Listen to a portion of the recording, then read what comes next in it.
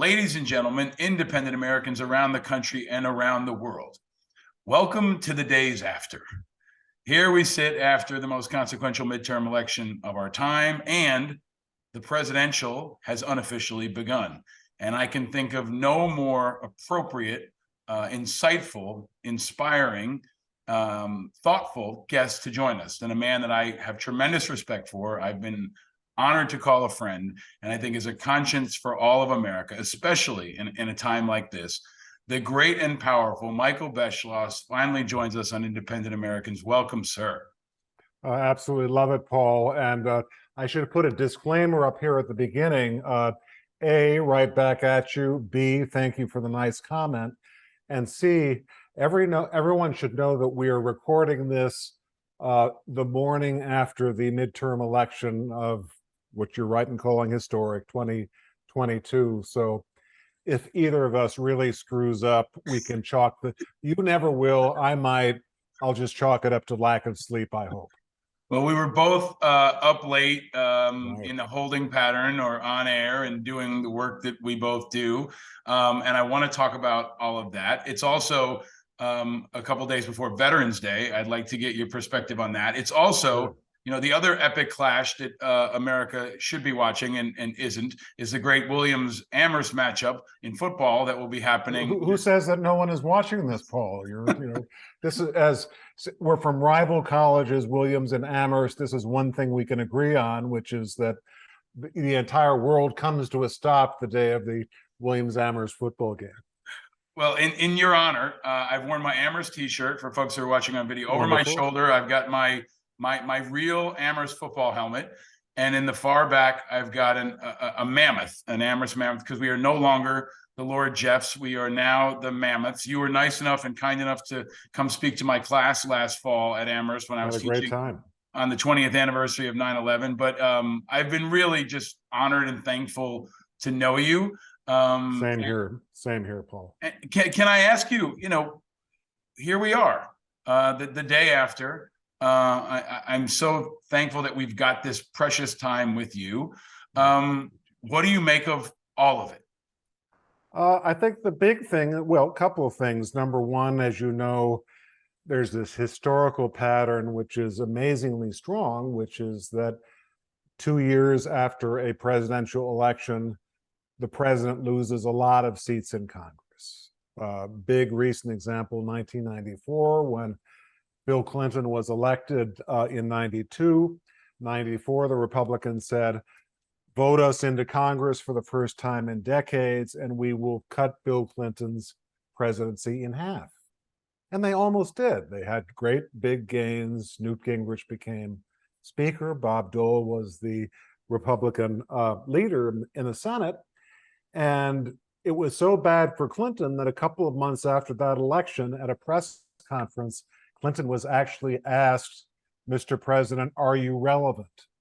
Because the power seemed to have shifted so much to Capitol Hill.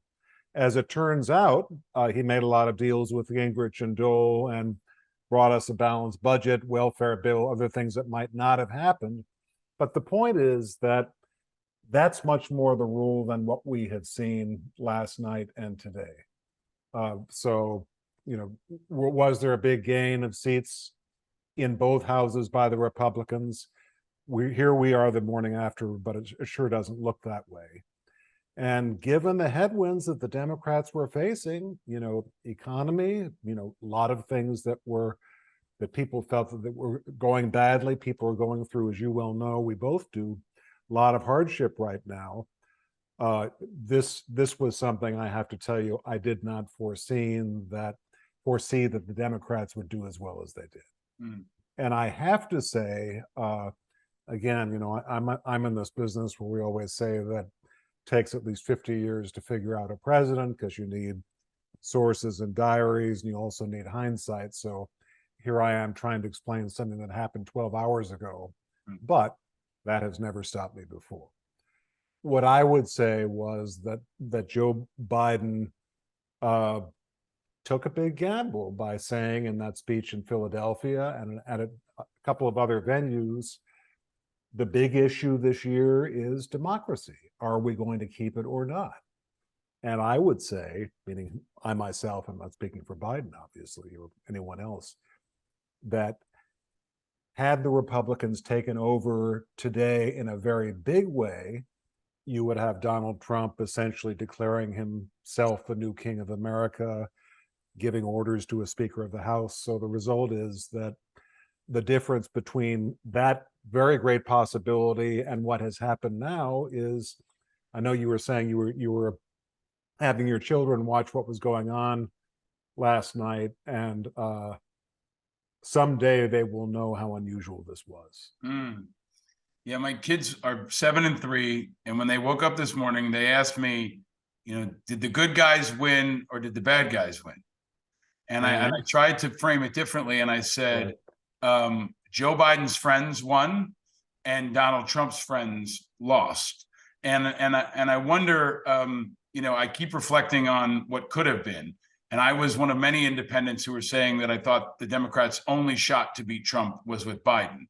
It could have been Bernie Sanders, right? And Bernie Sanders wouldn't have beaten Trump. He wouldn't have gotten through this legislative agenda. He wouldn't have attracted independent Americans in the way that I think Biden and the Democrats have been able to do. But it feels like a time, Michael, where it's and maybe it's always been like this. It's a lesser of two evils every time. And so many independent Americans in particular said, yeah, I don't like Biden and I don't like the Democrats, but Trump is so much worse. So can you frame up for us, how big is this for Biden? And in your view, is there any other Democratic leader that could have done this? And what does that tell us? Well, I want to go deeper and specifically into what's to come in the presidential. But this is the rise of the moderates, which feels like was so important in places like New York's mayoral election with Eric Adams and other signals. Because the pollsters, if anything, died last night. It should be polling, right? Because they haven't been right. But what can you draw from all those other pieces that are around Biden's unique victory? Well, I think basically the fact of what did not happen. I, for instance, felt and still feel that what will turn out to be important about the election of this week is the fact that had it gone a certain way, our democracy could be in real danger. I've been looking forward so much to you and my talking this morning, and I thought there was a serious possibility that we would be talking this morning for your great podcast about the fact that our rule of law might be in danger, our system of free and fair elections might be in danger, and that would be the historical significance of the election of 2022. I do not advise Joe Biden. I don't know him well, but I do know that he agrees with that, as you heard in that speech in Philadelphia and somewhere else. And I think if he gets credit for something, therefore, it is for speaking frankly about this was, because a lot of his advisors, and I don't have a sense of where the preponderance was, but he had a lot of advisors close to him and otherwise saying, please don't talk about democracy. It's a term that people argue over. They don't know what it is necessarily. It sounds almost bureaucratic. And people are suffering. There's terrible inflation. There are all sorts of other things in their lives that are much more immediate. They will think that you were out of touch, and why are you talking about these high-flown ideas of democracy versus a possible authoritarian state? And I think what he did was, I think he took the position that, I mentioned 1860 and 1940. Lincoln was urged in 1860 by some advisors not to say, as he had 2 years earlier, nation can't survive half slave or half free. You'll alienate people who like slavery, who might still vote for you. So why not keep it a little bit more general? Talk about land grant colleges, which Lincoln felt very strongly about.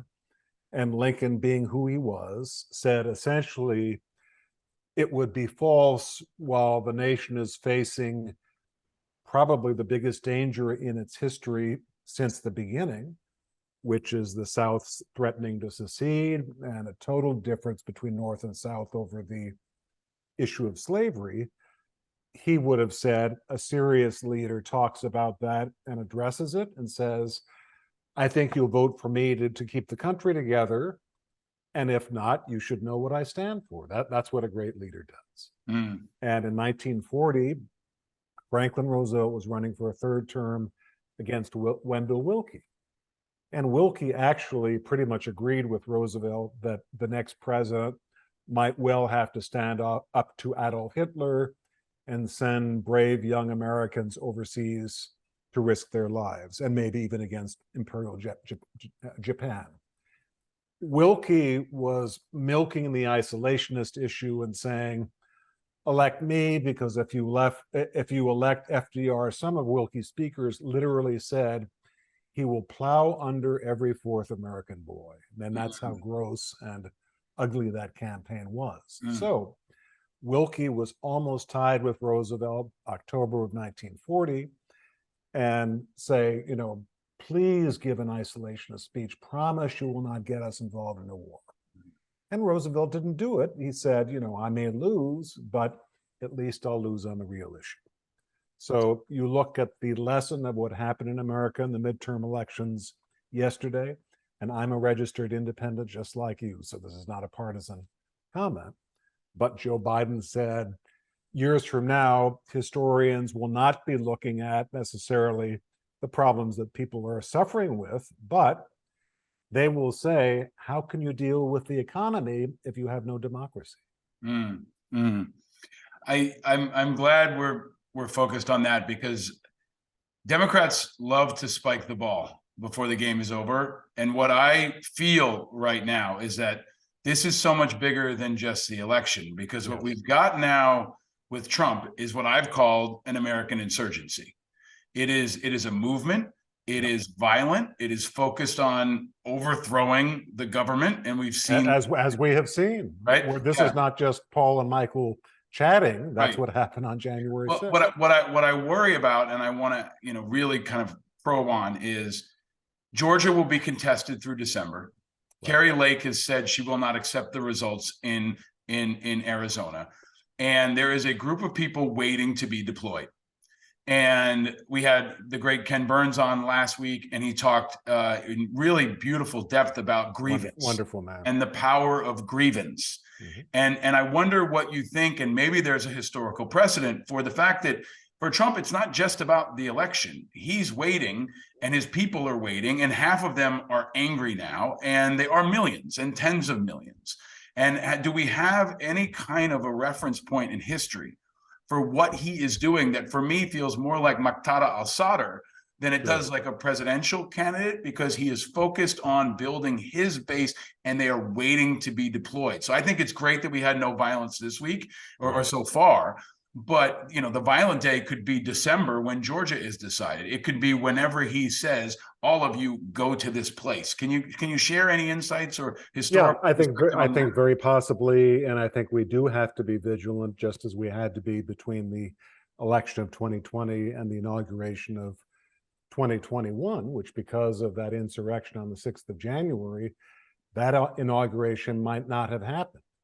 I mean, and I said this in public at the time, I felt that Joe Biden should be inaugurated in a bunker. The optics are terrible, but it was more important for him to survive and be sworn in and give his inaugural address without violence than to do it the usual way.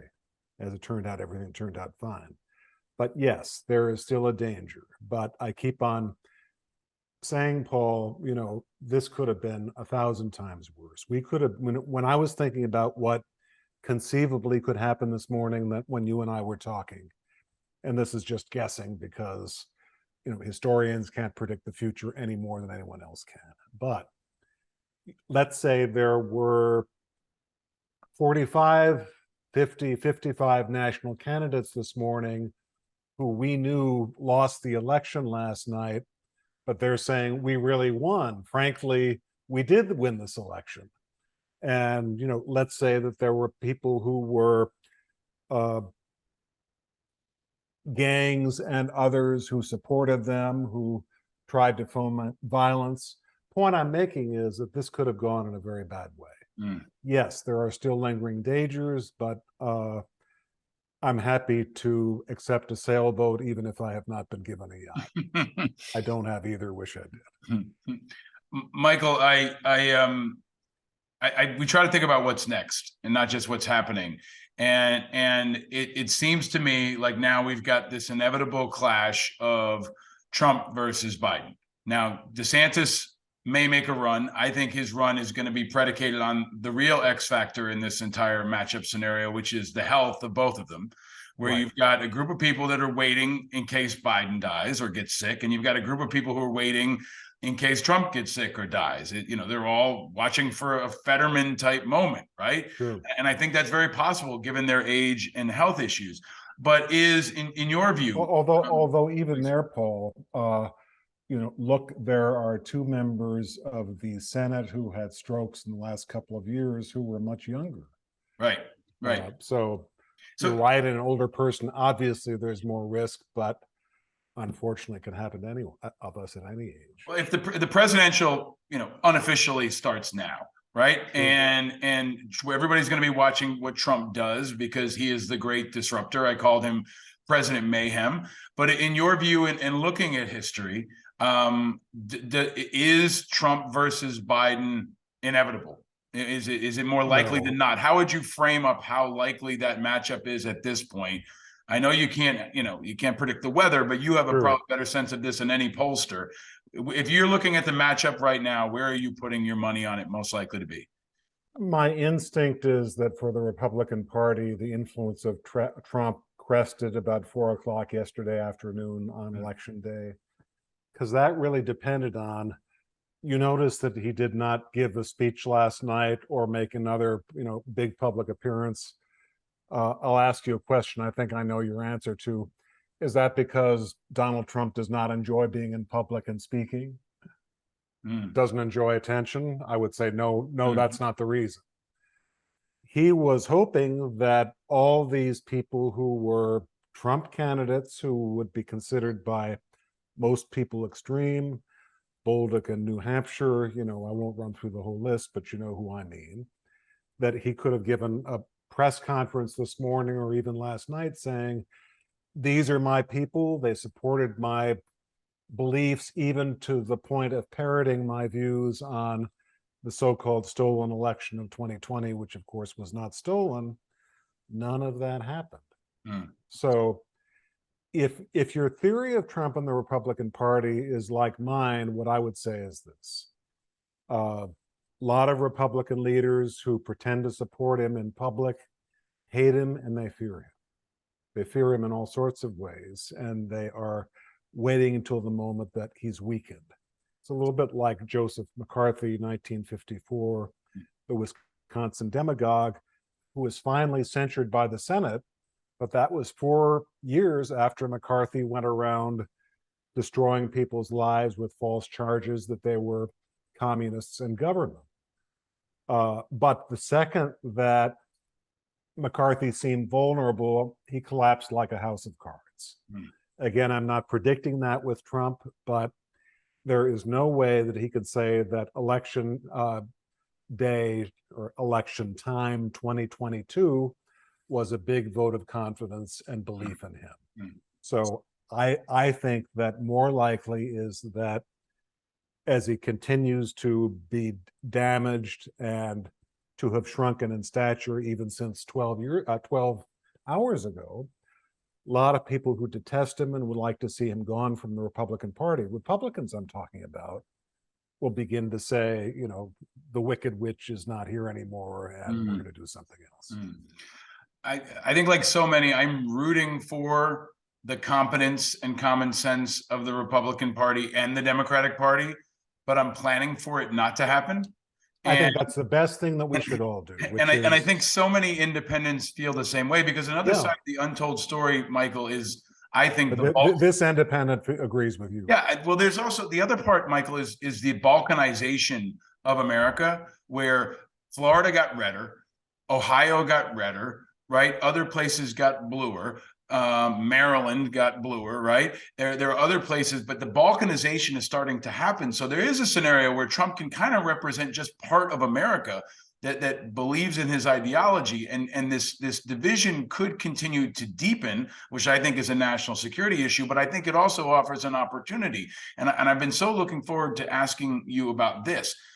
The opportunity for independent candidates, in my view, is strong and rising. Evan McMullen didn't win, but he did better than any non-Republican in Utah since I've been born in the mid 70s. People say third-party candidates are always spoilers, and I said, well, what if it was The Rock?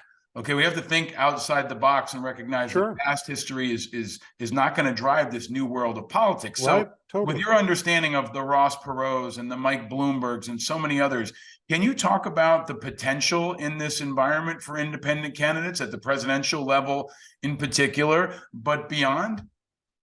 I am amazed that at this late date, there has still not been a successful independent candidate for president of the United States, or someone who got close. As you know, Ross Perot got 19% in 1992. George Wallace got 13% in 1968 and carried a number of states. So it can happen. But this is what I would say. Here we are in a situation where, if a candidate can get on the ballot in 50 states, and that is not as hard as it may seem, and can self-fund or raise a lot of money, which is a lot easier in the last 10 years than it ever was in modern times, and can basically be out there and use social media and do other things to make sure that Americans know what he or she thinks, I do not see any barrier to entry for a third-party candidate in the future. Mm. And especially if you have a situation, just as you have so rightly described, both this morning and elsewhere, where people are angry, people have a right to be angry. I remember I grew up in northern Illinois outside of Chicago, in an area that was heavily dependent on heavy manufacturing, was not too far from U.S. Steel South Works. There were a lot of steel companies south and west of Chicago, most of which are dead right now. And the moment that it really happened was 2008, when, after the financial crisis, a lot of heavy manufacturing firms went bust, and a lot of CEOs took golden parachutes and made tens of millions of dollars, even though it can be argued that a lot of their bad management led these companies to go out of business. And I can remember saying to my wife before the election of 2008, if I were one of these guys in those plants, and I knew a lot of their children, went to school with them, if I were one of those people or a member of their family, and my factory was suddenly shut down, and I heard that the CEO was ripping off the company for tens of millions of dollars while people who had worked in the factory for 40 years were not even getting a proper severance payment, I'd be irate. Mm-hmm. If I were in Erie, Pennsylvania, or any of those towns in Pennsylvania or Ohio or Illinois that you've been to also, and I saw those hollowed out downtowns, I'd be irate about that too, especially in the background of 2008. So point I'm making is that anger was there. It was legitimate. There were not big corporate forums to change this. And as a result, that anger was waiting around for someone to take it. Yep. And as it turns out, the Donald Trump wonderful posters, he knew what kind of words to mobilize them. And he was able to turn that into his movement. It did not need to be led by Donald Trump. Could have been led by someone more responsible. Yeah, Michael, there's still an option where Trump could be an independent candidate. DeSantis could get the nomination, someone very more possible, reasonable, and Trump is not just going to go away. He's going to take his ball and play on another court, and he's going to be disruptive. And I think you have to think about him as a disruptive force, and in the same way you do with Putin. Sometimes his goal is disruption and chaos. And I've been interested too to unpack how national security did and didn't unfold in this environment, because I always refer to, maybe one of the strongest possible independent candidates we've seen in recent memory, which would have been Colin Powell. If Colin Powell had run, he could have transcended party in a way in that moment. But last night we saw something. This is 1996, and Bill Clinton has told me and many others that if Colin Powell, they were thinking more of him as a Republican candidate, and that party was so different in 1996, that would have been very possible. But Bill Clinton was praying that Colin Powell would not get into the race because he thinks that that was the biggest threat to him as a second-term president. I have to defer to him on that one and say, it would have been our first Black president. It would have, he would have had the potential to be an independent, or wherever he had gone, he had a unique stature. And I think we saw some whiffs of that last night. And I want to get your perspective on it, because I said last night, the ghost of John McCain was strong. There wasn't a red wave, but there was a camouflage wave. And especially in places that were deeply red, deeply blue, places like Ron DeSantis in Florida. People don't realize he's a Navy vet. You have Tammy Duckworth in your home state, but you also had J.D. Vance in Ohio. You have astronaut Kelly in Arizona, and there was I think a camouflage wave beneath the surface that people haven't accounted for. Totally agree. And I'm going to project it out and ask you, we used to always say Wes Moore from Maryland, who's now the governor, will be the governor, was going to run for president. And we used to say it could be Wes Moore versus Eric Greitens.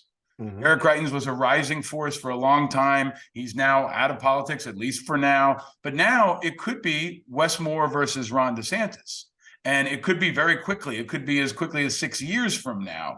Can you talk about the potential? Why 6 years? Couldn't it be 2 years from now? It could be, right? Yeah. I mean, I wanted to get your thoughts on that, because I think people, are too quick to tell people to slow down. But time and time again in this new environment, we've seen them skip ahead so quickly. And DeSantis and Moore may have had the biggest energies of what we saw last night on different sides. So can you talk about the possibility of a clash between the two of them, or I don't know if there's anyone like them, but I think the two of them in particular?